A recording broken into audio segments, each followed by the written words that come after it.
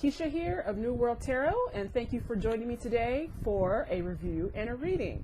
And today we are excitedly doing one of what is my all-time most highly anticipated decks of this year so far, and this is the Spirit Keepers Tarot Vitruvian Edition by Benebell Wen. And Benebell Wen, oh my, she is such a genius and a gift to the world of tarot. If you're into tarot at all, you know exactly who she is. She needs no introduction. And her book, Holistic Tarot, is an absolute Bible of mine.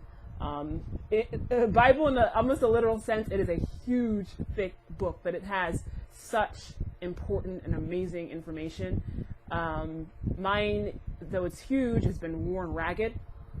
And this is her second deck. This actually is the second edition of the first deck that she came out with. All right, so I'm going to actually start this review by sort of going back to the beginning. Okay, so towards the end of the last year, I was very excited to learn that Benebell Wen was coming out with her own tarot deck.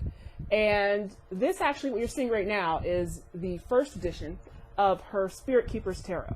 And she is both the creator and the artist of both decks, both this one and the one that we're going to actually review. The original first edition, purely black and white deck, beautiful gilded edges, and amazingly, you know, it also came with, well, it doesn't come with, I'll actually explain how this operates, but it has an accompanying book, all right, the book of maps, and also a medium white book as well. It's funny, she has a small, I guess, little white book, medium white book, and of course this is the book of maps. Okay, so I was so excited to get this. I was psyched, and what's funny, I was looking for the perfect time to actually go through it, and I just kind of put it away. And then earlier this year, she announced she was actually coming out with a new edition, in which this one ultimately became a collector's item to me. So I was like, all right, I got to do that. So I put this one aside, okay, and then eagerly got on the waiting list for the Vitruvian Edition. Okay, so obviously right away, big change in the design. She actually added some sepia tones to the coloration, so it's not just black and white. It actually has this beautiful antique sepia tone to it as well. Okay, so Benebell has actually included, she's a huge fan of sending out digital files instead of paper files. That way you have the choice. You can actually either keep it in digital form, or if you're like me and you really, especially when it comes to having tarot stuff, I like to actually have I'm still old school, I like to actually have a printed version. So both of these books are actually, I think this is for an extra, this is included with the deck, but it's an extra price. But this actually was sent out in digital format, and she also includes a link to where you can have it bound, as well as if you are a first-time, I think, user of lulu.com, which is the company that does the binding, then she sends a nice little discount coupon as well. So that's exactly what I did. I submitted the files to, and she actually already has an exact link that you can use. That you go super easy. You go straight to the link and just put in your shopping cart. Boom, press the button, done. And within a couple weeks you'll get your hardbound book. So that's exactly what I did. And this is the Book of Maps, and this is the official accompanying book to the Spirit Keepers Tarot Vitruvian Edition. Okay, pretty beefy book. And in addition, she also has the medium white book, which, and it's funny, so this deck actually comes with 3 books. You have the little white book. Let's see if I can show that to you here. All right, so this is a little white book that comes with the deck. Okay, so this is like, if you've been into tarot for any period of time, you know exactly what a little white book is. It literally is a little tiny book that comes in the deck. Then we have the medium white book here, all right, which gives you a little bit more in-depth information about the cards, about the meanings, etc. Okay, and then you also have the big beefy book of maps. And I highly recommend all of these, especially the book of maps. And it just really, really shows her explanation, her reasoning, and what she's really done with this deck, which actually is pretty unique. I'm someone who has a few decks, and usually, you know, you get your deck, you get your little, if there's accompanying guidebook, and you pretty much know how to use it and go from there. She actually has done some things pretty uniquely here. Okay, so one thing that she kind of, and as we go through the deck, you'll kind of notice that, but she basically has designed this deck to be a very ritualistic doorway to more incorporate contact with spirits and guardian spirits that she has kind of symbolized by the deck, if that makes any sense. And she actually has named each minor arcana card a certain name. And actually each major arcana card obviously has a name. But for example, we have here the Two of Swords. And the name of the Two of Swords is the Blind Seer, which is really, how amazing is that? Okay, and the Two of Swords, she also puts the astrological correspondences on each card as well. So the Two of Swords is the moon in Libra, is the astrological sign. So she has here, planet moon, sign Libra, which is awesome for getting, this is a great deck for getting to know astrological correspondences if that is something that you're interested in, which I highly recommend. I believe she actually talked about writing these. She would actually write these on her own deck to actually learn them, which, you know, I didn't write them on my decks, but I actually memorized them just because I found them so interesting and actually add a layer of depth to these. But basically, by naming the card the Blind Seer, this actually is the name of the spirit, the corresponding spirit that is associated with this card. So it's actually more of an energetic spirit. So basically, you can actually use this deck in order to sort of kind of invoke an energetic spirit or an energy to, you know, ask and approach. And she's also, of course, included some wonderful, awesome exercises and spreads to use that are absolutely amazing. Okay. And everything from wanting to gain more knowledge, from wanting to gain more power, okay, healing, etc. Okay, so here we have another one. This is the Nine of Chalices, okay? And she's called this one the Wish Granted, okay? And the astrological correspondence for the Nine of Chalices is Jupiter in Pisces, okay? And this would also be the name, the Wish Granted would be the name of the energetic spirit that can actually be invoked and whose information you can channel it. So we have over here on this side, if you can see, but yes, spirit occupant is the term that she refers to the spirits that are associated with each card. And this is spirit occupant, the Wish Granted, okay? And here I'm just going to read a little bit about this card in particular so you can kind of get a flavor out of it, okay? And she does, she is one who enjoys reversals, upright and reversals as well. So, the Wish Granted is the spirit of fulfillment and material happiness. The Nine of Chalices is the Keeper's Wish card, which can be used to petition the Wish Granted, a spirit who will fulfill the Keeper's wish.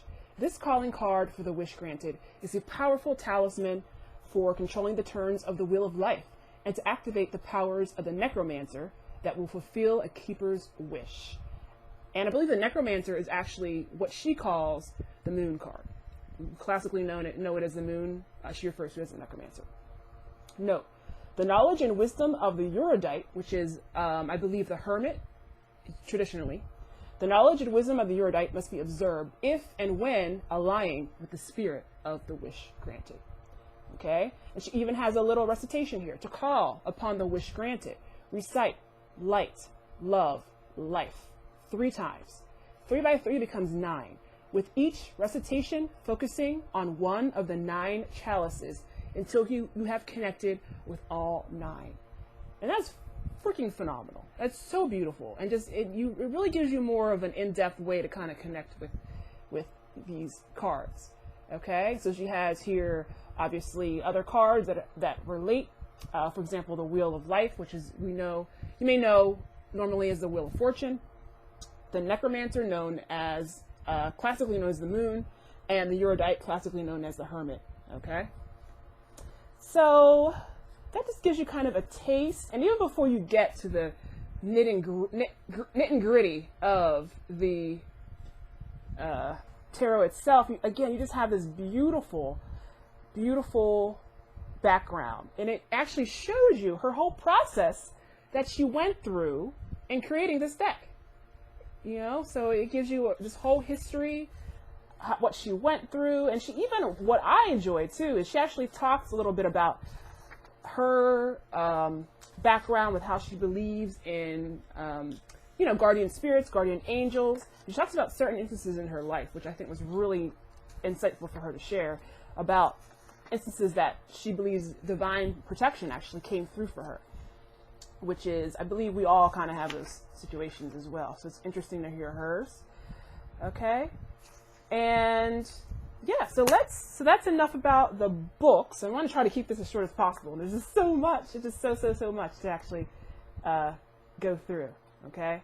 But again, this is our medium white book. And this just talks about, each card as well. Goes into it. Okay. So let's actually dive into the deck itself. Okay, so here we have our box, and of course she's added some lovely color. We have some drawn on. She's a really gorgeous artist. Some little gems on the sides. We have a beautiful, nice, hard box, high quality. Okay, and she is such a hard-working professional and perfectionist. It really just kind of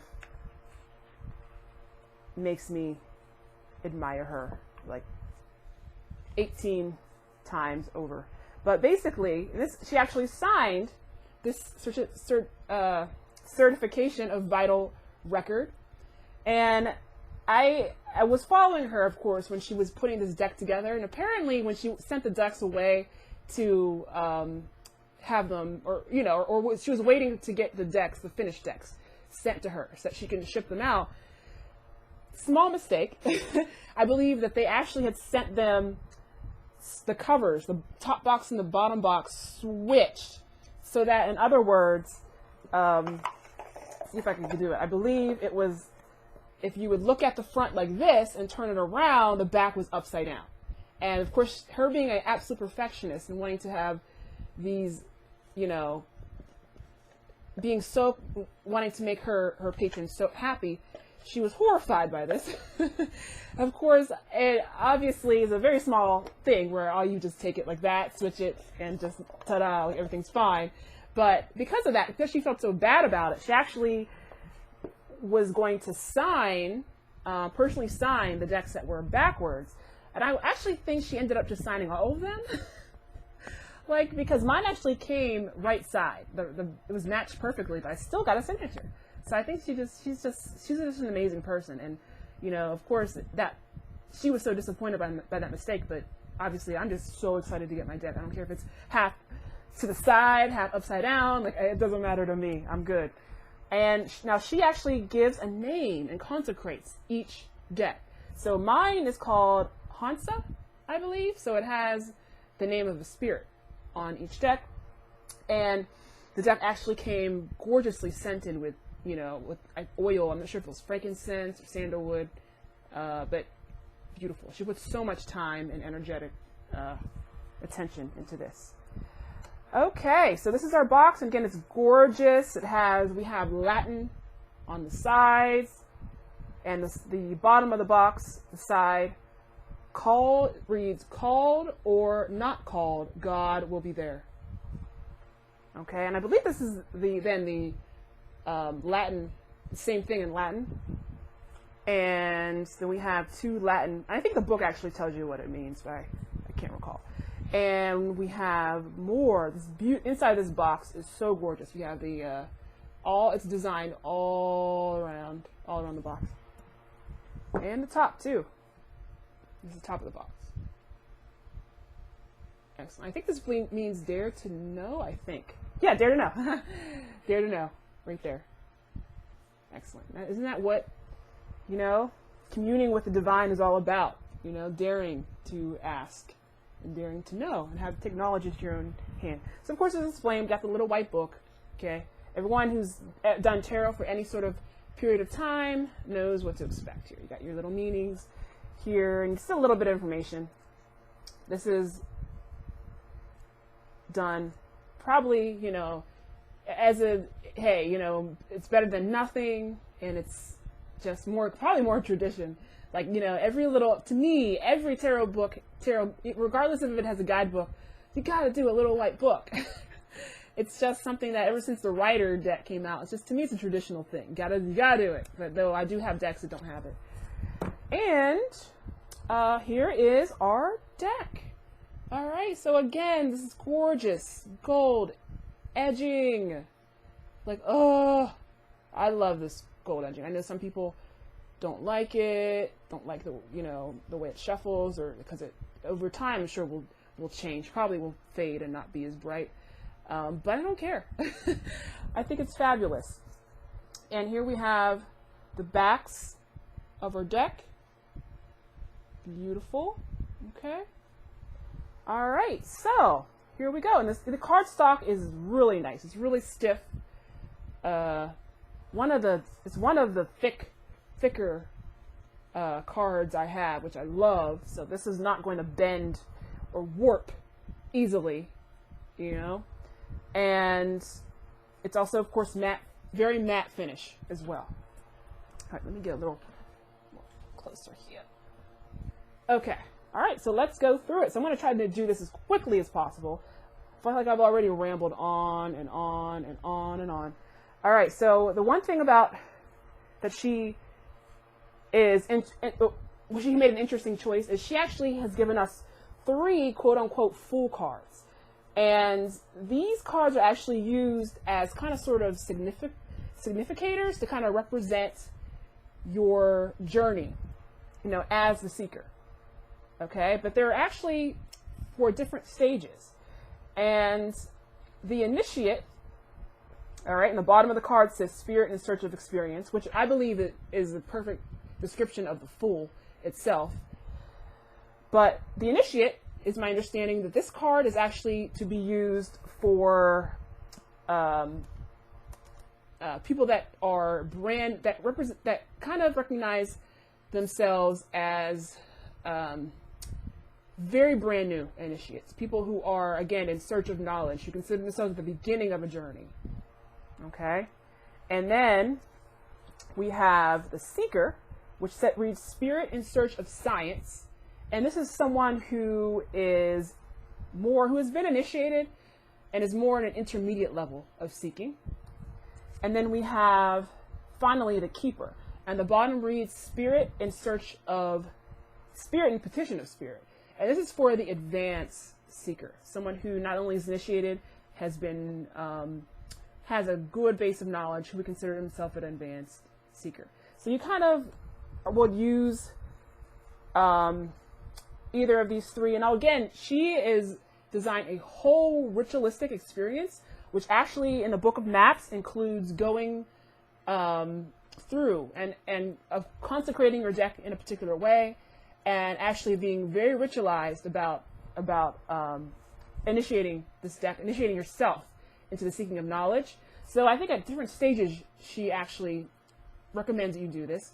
But of course, at the same time, because she's awesome, she gives you an amazing structure and has told you, given you an instruction book on how you can best work with this deck according to her design. But of course, she's like, but we are also to do how we feel drawn to do it. And you are going to can work with this deck however you want to do. Okay? So, nice. These are 3 quote-unquote full cards. All right, so let's go through it. So, first one, we have the Magus, which is our Magician card. And as above, so below. Okay? And I love, she writes a little blurb on the bottoms of the majors. Divinity and man, powers of the spirit is what it reads. And this card is, this is a beautiful interpretation of what is classically the Magician card. And really talks about exactly that. You know, how we have the Magician as symbolizing man's divinity within the body and the mind of mankind, which enables you complete mastery over the elements on Earth, and the ability to bend your world and shape your world according to what you want it to be, as long as you treat your skill and treat your this divine ability, you know, with respect and with proper training. Okay, but I'm going to try to go through these as quickly as I can, because I don't want this to go on forever. 2, we have the Priestess. All right, let me see if I can get good. Yeah, we have the Priestess, and she calls this. She took up, you know, she either named some of them, or most of them, I think, have a different name for what they're classically referred to in the Rider-Waite. And I think she actually, I don't at this time know a whole lot about the Thoth deck, but I believe this is actually a blending or hybrid of Thoth and Rider-Waite-Smith systems. So this is the Priestess, the Empress, Gloria Mundi, the Emperor,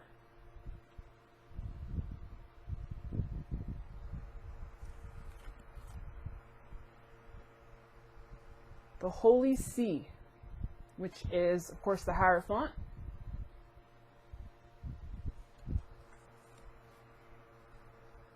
the Lovers,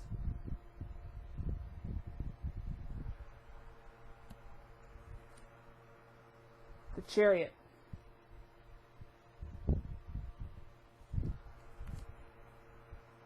the Force. This is one of my favorite depictions of strength. And the little blurb down here reads the Tamed Lion. You can literally see the double Ouroboros, which is a snake, these 2 snake things pulling out of her back, just signifying the tremendous, eternal force. It literally is too big for her body, but that's to me is so dead on. You know, everyone thinks like of your spirit is in your body. Your body's in your spirit. Your spirit is so big, it can't really be contained in your body. And I think that is one of my favorite strength renditions. The Eurydite, which is the Hermit. And again, there's so much rich symbolism I want to go into, but we will be here so long. Like, this review will be 2 hours long, and I can't. No one will watch it, so I can't. But again, this is so much. Like, this is just a treasure. Like, I absolutely am in love with this.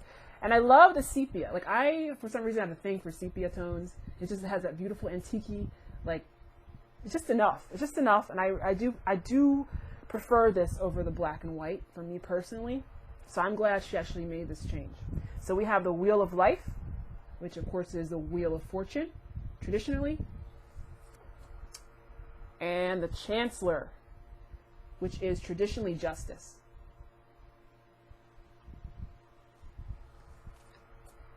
The Outlaw, traditionally the Hanged Man.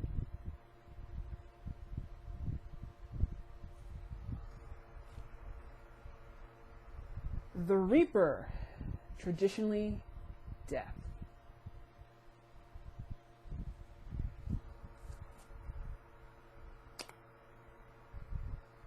The Angel, traditionally temperance.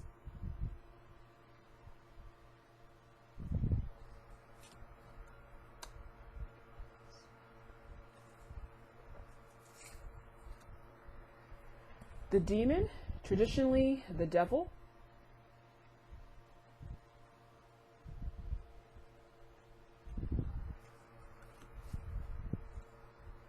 The tower.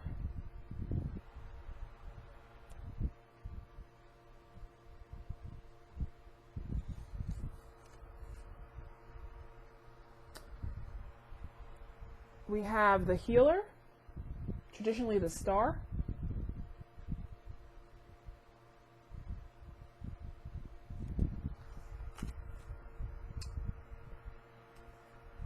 Oh, the necromancer, traditionally the moon.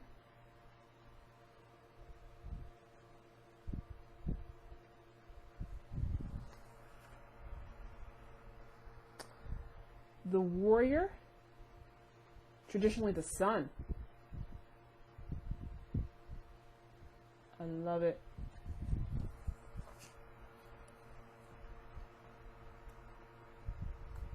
And apocalypse, traditionally judgment. This is one of my life path cards. The other one being the high priestess. So this card is meaningful to me. And we have New World Order. And this is traditionally the world. And this is actually one of the, there's actually, most of the images were the same for the most part. And I believe the few she's changed between the first edition and the second edition. And this is actually one of them that she totally did a totally different image. And I think I like, I'm trying to remember, I think I like the, her original world card better. Let's see if I can very quickly find it. Yeah, I do. Just because. So here we have on the right and up top now, this is the later Vitruvian Edition New World Order, and this is the first edition New World Order card here, which I think I like this one better, but this is cool too. Okie dokie doke. All right, so let's move on. So that is, of course, the majors. So let's continue on with the minors. So here we have our, traditionally the Ace of Wands. We have Sacred Fire, Ace of Scepters.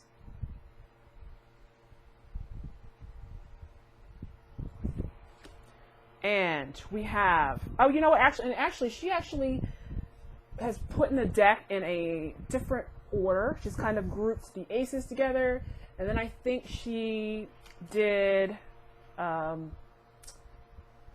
she actually has an interest, and it makes total sense, an interesting grouping, which I'm not going to take up time and find that, but so let's just go through the aces. So we have Holy Water, Ace of Chalices.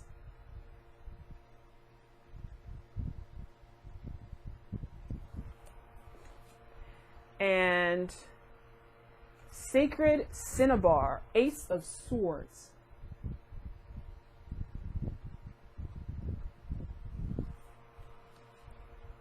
Bread of Life, Ace of Orbs.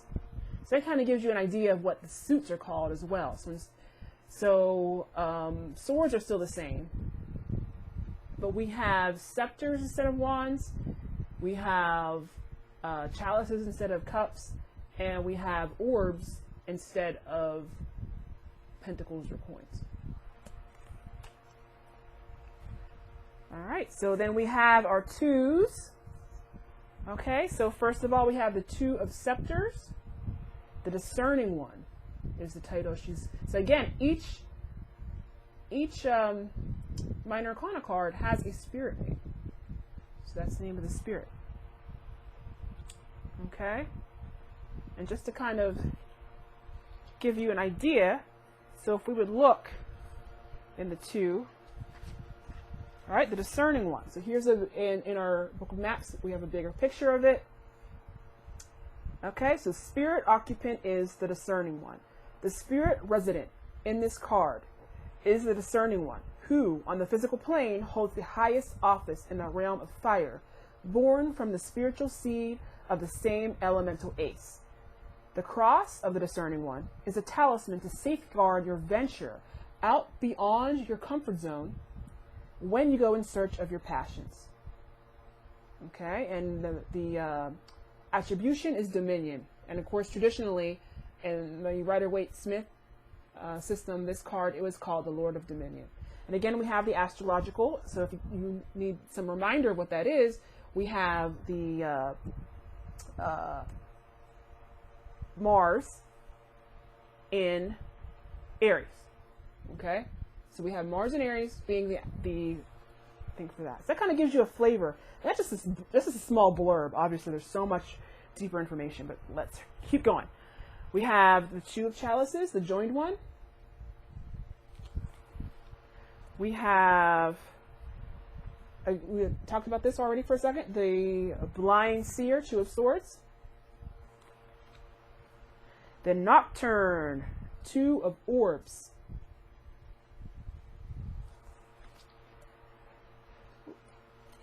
Oof. Then we have our threes. The Politic, Three of Scepters.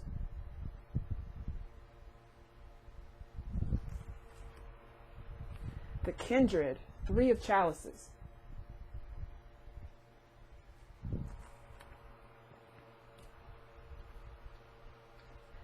The Bereaved, Three of Swords. Whew. I love it.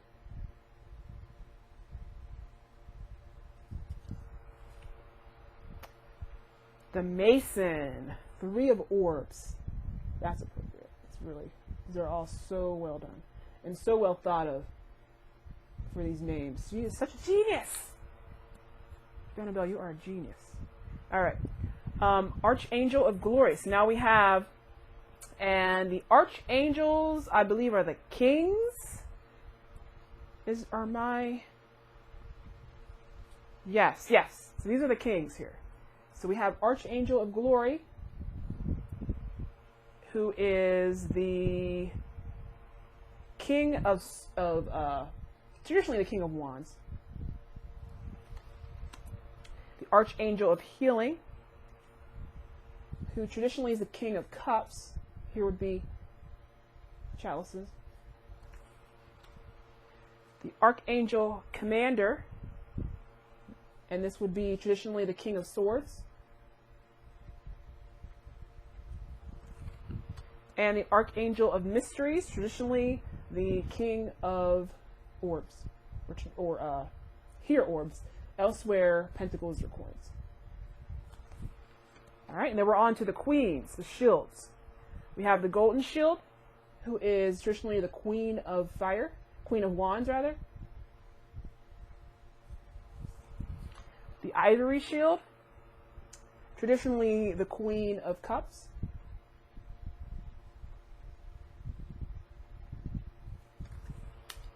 The Scarlet Shield, traditionally the Queen of Swords.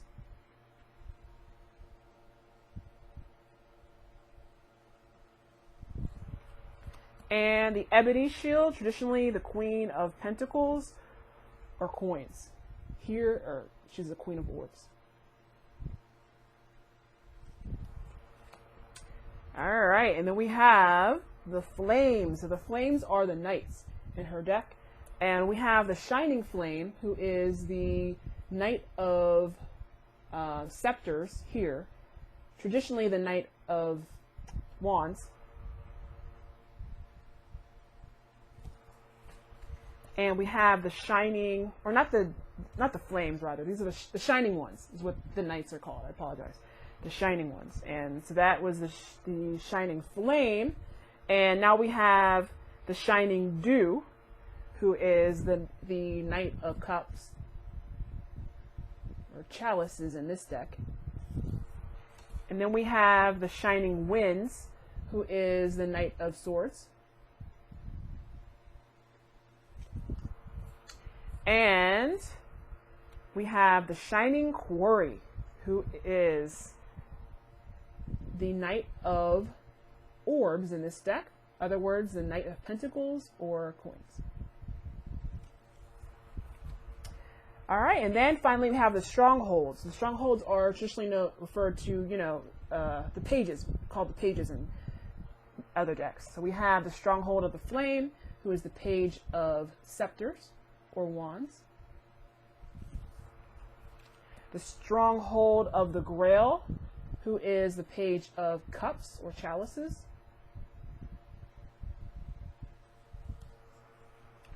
The Stronghold of the Zephyrs, who is the Page of Swords.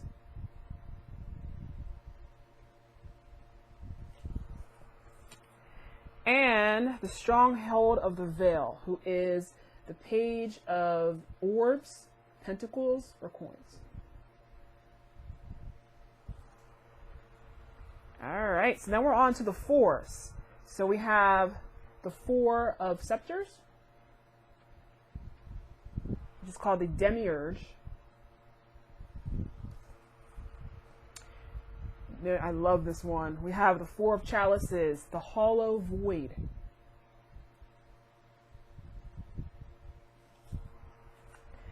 And we have the Four of Swords, the Convalescent. Yes, I love these titles. Love them, love them, love them. They're so accurate. Oh, and this is one of my favorite Four of Pentacles. Of course, being the Four of Orbs in this deck, the Conservator. I love this image she drew of this. That is beautiful. All right, we're on to the fives. Nice. We got the Five of Scepters, the Contender.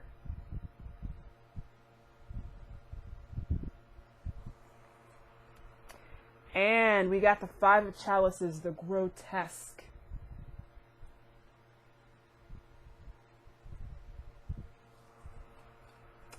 And we got the Five of Swords, the Hector.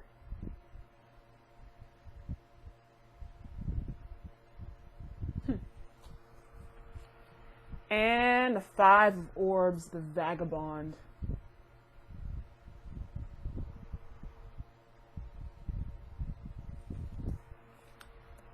And we got the sixes.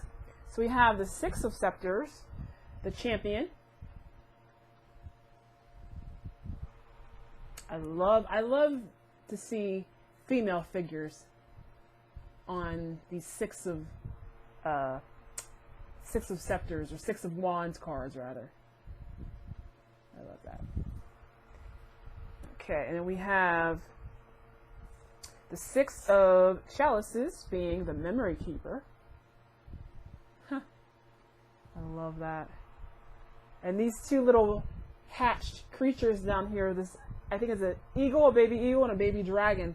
In their mature form, they've actually made prior appearances, interestingly, on the Lover's card and on the Demon card, I believe, which is the card of the Devil. And so this is, back when, before they were, together and then at odds or, part of this huge story. This is their beginning. I think that's a cute way of explaining that. And then we have the Six of Swords, the Ferryman. Nice. On the river Styx. Remember that, learning about that myth. And then we have the Six of Orbs, which is the Giver.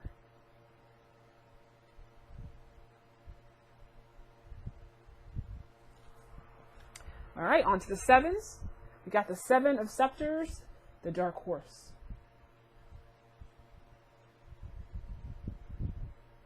I love it. Love that title. And of course, I always can't help but think, I got this Katy Perry song in my head. All right, and then we have Seven of Chalices, the Corruptor.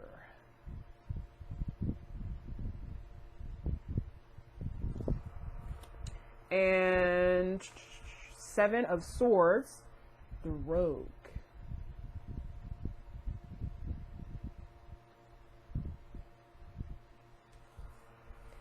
And 7 of orbs, the gardener.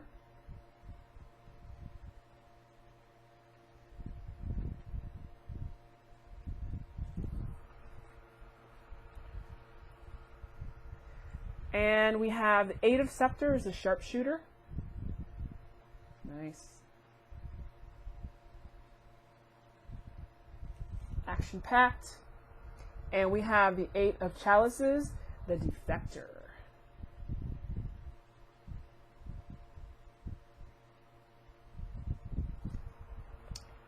And we have the 8 of swords, the captor.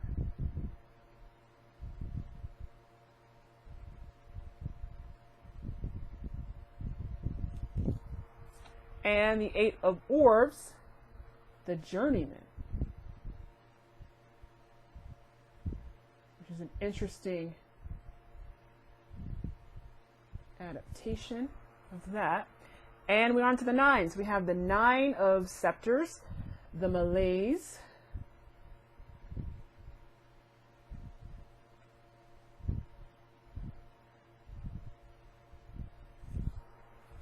And 9 of chalices.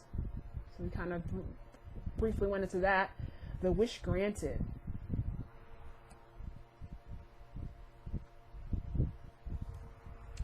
And we have 9 of swords, the haunt. I love this rendition of this card.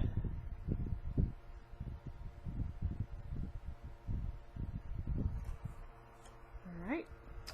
And the 9 of orbs, one of my favorite cards in the tarot, the eminence.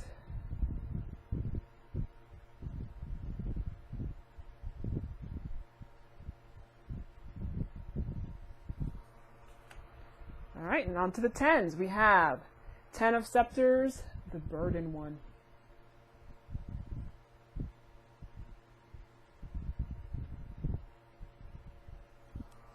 And 10 of chalices, the joyous one.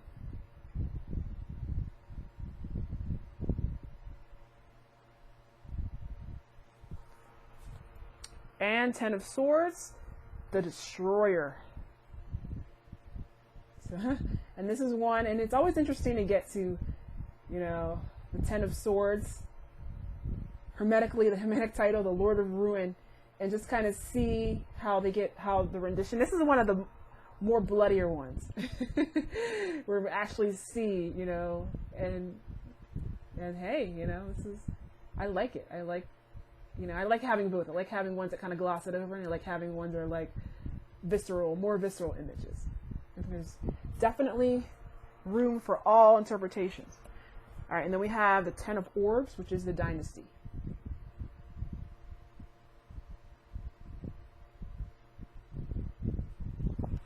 All right, so that is it. So that is the Spirit Keepers Tarot Vitruvian Edition. So again, this is just a really, really well thought out, geniusly executed deck, and I certainly highly recommend it. And I absolutely, you know, totally respect and adore anything that Benebell Wen does. I just think she's such a deep thinker, like such a good thought leader when it comes to not just the tarot, but I think the occult in general, and just metaphysical studies. And she's really done something different. You know, she's kind of designed this machine here with different things to, you know, different way to kind of use it. And it kind of makes it very unique, you know, and though it's not just a cut and paste, you know, which there's room for that too. Like there's a room for an absolute, you know, clone, quote unquote. I use that not to be derogatory towards other decks, but I like it. I like that you can actually go with a previous training on things and from on the Rider-Waite-Smith system and just replace it with a new deck, and everything falls in place. It's perfect. It's great. And this, you can actually do the same with this. like totally the same. If you have just nothing but a Rider-Waite background, you totally can use this deck as well. But she's done something different with the spirit connections and with how you can actually treat each card, even the minors, as having a energetic representation. How there's actually a spirit occupying each of these cards, and it's really fascinating.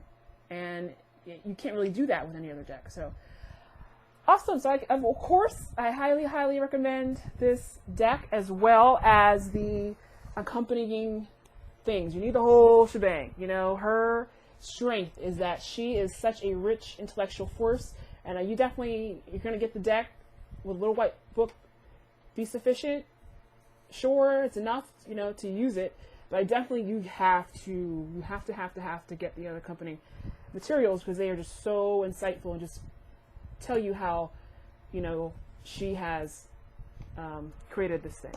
So yeah, I'm definitely excited. I'm actually going to see her at the upcoming next weekend Masters of the Tarot conference that is in upstate New York.